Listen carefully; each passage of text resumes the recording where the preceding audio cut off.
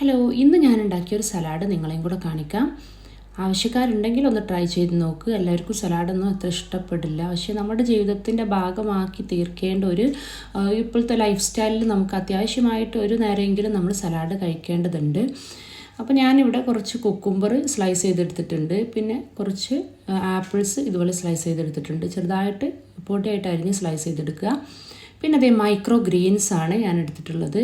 Micro Green's ഇതിപ്പോൾ ഞാൻ ചെടിച്ചട്ടിയിൽ മണ്ണിലിട്ടിട്ടുണ്ടാക്കിയതാണ്. ഇത് കടുകിൻ്റെ ലീഫാണ്, മസ്റ്റാർഡ്. ഇതുപോലെ ഒന്ന് മുളപ്പിച്ചെടുക്കുകയാണെങ്കിൽ ഇത് ഒരുപാട് മൈക്രോ ന്യൂട്രിയൻസ് അടങ്ങിയിട്ടുള്ള ഒരു ഐറ്റമാണ്. നമ്മൾ എന്നും ഡെയിലി ഫുഡിൽ ഈ ഒരു ഐറ്റം ഇൻക്ലൂഡ് ചെയ്യുകയാണെങ്കിൽ ഹെൽത്തിന് വളരെ നല്ലതാണ്. അപ്പോൾ ഇതുപോലെ ഒന്ന് കട്ട് ചെയ്തിട്ടിടുക. ഇതിപ്പോൾ കടുകിൻ്റെ ലീഫാണ്. ഇങ്ങനെ മുളപ്പിച്ചാൽ മുളക്കുന്ന ഏത് പയർ ഐറ്റംസും നമുക്ക് എടുക്കാവുന്നതാണ്. ഉലുവ, കടുക്, ചെറുപയർ, കടല, പരിപ്പ് എല്ലാം നമുക്ക് ഇതുപോലെ മൈക്രോ ഗ്രീൻസ് ഉണ്ടാക്കിയെടുക്കാം.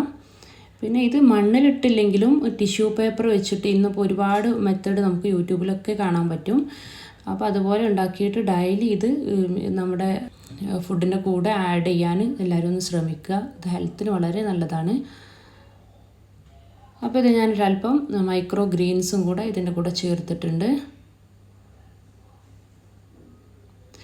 ഇനി ഇതിലേക്ക് ലെമണാണ് ചേർക്കുന്നത്. ലെമൺ നമ്മുടെ പുളിയുടെ ആവശ്യാനുസരണം നമുക്ക് ചേർക്കാവുന്നതാണ്. ഞാനൊരു വലിയ ലെമണായിരുന്നു ഇത്, അപ്പോൾ അതിനൊന്ന് കട്ട് ചെയ്തിട്ട് ഹാഫ് ആക്കിയിട്ട് പിന്നെ ഒന്നും കൂടെ ഒന്ന് ഹാഫ് ആക്കി എടുത്തിട്ടുള്ളതാണ്. ഇതൊക്കെ നമ്മുടെ ഇഷ്ടാനുസരണം നമുക്ക് യൂസ് ചെയ്യാൻ പറ്റുന്നതാണ്. അപ്പോൾ ഇത് ലെമൺ ജ്യൂസ് ഇതിലോട്ട് ഒഴിച്ചു കൊടുത്തിട്ടുണ്ട്. പിന്നെ കുറച്ച് സോൾട്ടും പെപ്പറും കൂടെയാണ് ചേർക്കേണ്ടത്. അതൊക്കെ നമ്മുടെ ആവശ്യാനുസരണം. കുറച്ച് ഉപ്പ് പെട്ടെന്ന് കൂടി പോകും കേട്ടോ, അപ്പോൾ ഒരു അല്പം ഉപ്പ് ചേർത്ത് കൊടുക്കുക. പിന്നെ ഒരല്പം പെപ്പർ പൗഡറും കൂടെ ചേർത്ത് കൊടുക്കാം.